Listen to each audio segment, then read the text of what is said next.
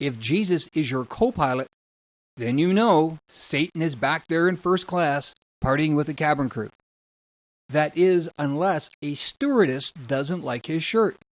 Then all hell will break loose, but not in the way Satan likes.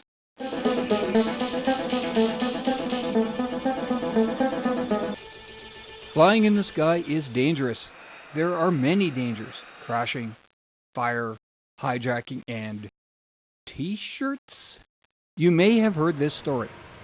In October of this year, a 49-year-old woman from Key West, Florida, boarded an American Airlines flight with her husband. The woman's name is Swati Goyal. Just before departure, flight attendants informed Goyal that the plane could not take off due to a T-shirt she was wearing. Goyal was told that an employee was offended by the shirt. In Goyal's words, there was another female crew member who was behind him, with her arms crossed, looking very angry. Now you're saying, "Damn it, VJ, show us this shirt." Or you've already Googled it, left this channel, and are sitting there in your underpants, eating cheese puffs, and pretending not to watch Celebrity Nude Sous Chef Deathmatch. Or whatever. The T-shirt displayed a logo that read, "Hail Satan, Establish 666. I thought that was relatively amusing. So did Goyal. She said, "It's an ironic shirt. People usually laugh at it or give me a thumbs up because they understand the meaning behind it." Apparently, the American Airlines crew were confused by the meaning. The attendant told her, "Your shirt is offensive. Do you even know what it means?" To which she replied, "I'm a foreign-born minority woman. I understand offensive, and this shirt is not offensive." As your spidey sense is telling you, things escalated. A customer service rep came on board and said no way this plane was leaving if Goyal did not remove that shirt. Perhaps she did not wash her sports bra that day because she did not want to strip off the shirt. In comes her husband to the rescue, loaning Goyal one of his shirts, and off the plane went. But wait, we're not done yet. Goyal, of course, complained to American Airlines. At first, they stuck to their guns. They said, "Our flight attendants have a responsibility to all passengers in our care." What kind of responsibility is that? To protect our morality or our religious concerns? Is the slogan now coffee, tea, or theological tyranny? And it seems the person offended by the shirt was not a passenger, but a flight attendant. Exactly why they were offended, we don't know. But it would seem likely that the objection to the devil shirt was on the basis of religion. After all, if you are not religious, for you, the biggest concern about Satan may be losing sleep during binge watching of certain television shows. But for Christians and other fundamental religions, Satan is not a TV character. He is a big, scary, bad guy. Probably fair to say that most Christians believe in an afterlife. They would call it heaven. The counter-argument to heaven is, of course, hell. The theological yin and yang. If you believe in hell, it's a bad place. Like an amusement park during the off-season. Or Sudbury, Canada. At any time. And if you believe in hell, you believe in Satan.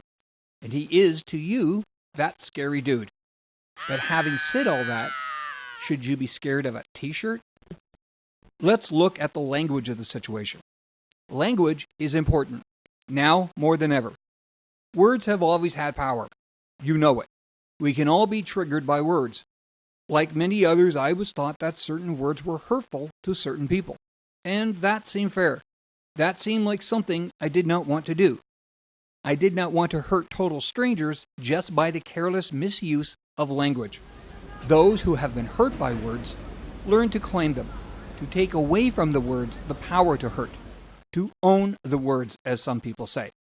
But here we are in the instantaneous reaction world of social media, where people are not just offended, they are looking to be offended. Instead of depowering the word, they empower themselves, or, more properly, empower their social agenda in order to devalue your agenda entirely. People have carefully crafted agendas that they wish to promote. That agenda is important to them, and they really are not interested in counter-arguments. It's marketing. They want to sell you their agenda. And it won't be a fair market exchange. This is to be a one-way transaction, where you buy their agenda and never even put yours on the table. Now, in this case, the agenda war was not played out online, but this is still an agenda war. The devil shirt was deemed offensive and therefore had to be removed. No discussion, no compromise. As I stated earlier, one can assume that the objection was on the basis of religion. But here's the kicker. You knew there was going to be a kicker, right? Goyal's shirt, the Hail Satan t-shirt, is, in actuality, a shirt of religious expression. Goyal belongs to the Satanic Temple, and the Satanic Temple is recognized in the U.S. as a legal church. The organization is a non-theist church established in 2013. With 16 chapters in the U.S. and Canada, the church is headquartered in, wait for it, Salem. Okay, folks, step right up. All aboard the irony train. According to the church, they use the imagery of Satan to promote egalitarianism, social justice, and the separation of church and state. It's clear that the purpose of Goyal's shirt is to get into people's faces. That seems to be the mission statement of her church. They are not really a religion, they want to question religion. So, I suppose, if we are being honest, Goyal should not have been shocked about the response. Yet she claims to have been humiliated by the incident. Really? It seems to me the whole purpose of the shirt, as well as the church, is to provoke. Provoke thought and debate, perhaps, but when provoking, you can never be certain of what you stir up. So, Goyal pulled the trigger, and the gunslingers at American Airline shot right back. But, in retrospect, they seem to regret their gunplay. After the story got some public traction, the airline issued a statement. We apologize to Miss Goyal for her experience, and we are reaching out to understand what occurred. Yeah, that is lawyer talk for, we expect you to try to sue our ass, so we're covering it with long johns, cargo pants, a snowsuit, and half of the state of Rhode Island. As I stated earlier, I entirely understand that certain words, certain phrases, can indeed do harm to marginalized people. And throughout history, and even to this day, Christians have been marginalized. And throughout history, many peoples have been marginalized by Christians. But on that airplane, by simply wearing that shirt, Goyal was not marginalizing anyone. And the airline, by forcing her to cover up the shirt, may be guilty of that very thing. American Airlines' policies over dress, or what may be offensive, is vague. It's a catch-all, and realistically, it almost has to be. It always comes down to acceptance. In this case, a member of the crew could not deal with a certain passenger called Satan. But if you work in an industry that deals with all those customers, with all those backgrounds, shouldn't you expect to be armed with a certain level of tolerance? But speaking of tolerance, let's turn back to Ms. Goyal. Part of her church's credo is to encourage benevolence and empathy among all people. That is very interesting when we consider some of Goyal's further statements concerning her experience on the plane. She stated, I'm just an ordinary person. I'm not goth. I don't have piercings. Is that a tolerant thing to say? From someone who proclaims to be dedicated to practical common sense and justice? Goyal feels victimized by the denial of her fashion sense and or spiritual sensibilities. And yet, she casually dismisses people whose form of self-expression is on their skin rather than their clothing. Yeah, the Irony Express has a stop right here. Although this story is played out in real life on an airplane, what is happening here is the norm for social media interactions. Not an exchange of ideas, but rather that battle of competing agendas. Social media can provide people with a forum in which different viewpoints can be discussed, debated, and evaluated. Yeah, right.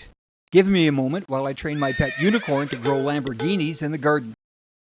As I stated earlier, Ms. Goyal's outfit was definitely designed to provoke reaction. But in our reactionary culture, you don't provoke, you trigger. So, where does that leave us? Goyal apparently is not offended to the point of no return. she is going to continue flying on the airline. For their part, American Airline offered the woman a pair of free tickets. They apologized weekly for the incident. If their policy is to protect their customers from any and all offenses, they need to plant their feet and take a stand. Goyal, by playing the victim card, weakens her message. She and her church are all about provoking and inspiring discussion. But by presenting herself as a victim, that message becomes fractured. And that is where we seem to be at this point of our culture. If you market a product, the intent is to sell it. Success or failure is easily determined. But if you are marketing your own personal belief system, how do you measure success or failure? Seems that, largely, if you keep yelling loud and long enough, you are winning. Even if no one agrees with you, keep shouting and keep that message front of mind. In this age where social media gives everyone access to dozens of free tools of interweb expression, there is no need to debate or discuss our personal message. We just promote them. How do you express your personal agenda? How do you market your beliefs? Let me know.